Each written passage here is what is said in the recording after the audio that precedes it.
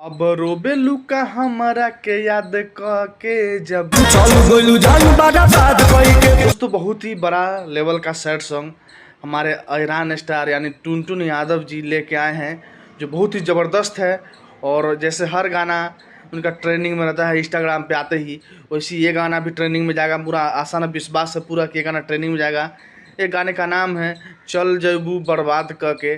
आप गाना इस गाने को लिखे हैं शुभ दयाल सोहरा जी, इसका म्यूजिक दिए हैं आर्या शर्मा जी। और एक गाना अभी अभी मानस रिकॉर्ड जो भोजपुरी चैनल है उस चैनल से रिलीज हुआ है। आप लोग जाके देखिए, इतना दर्द भरा गीत है कि आपको दिल को सुकून मिलेगा। आप एक बार ज़रूर सुनिएगा, बहुत ही बेहतरीन गाना लाए हैं बड़ा लेवल का।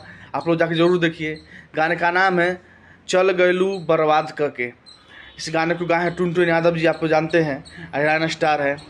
तो ये गाना आपको ये वीडियो कैसा लगा कमेंट करके बताइए।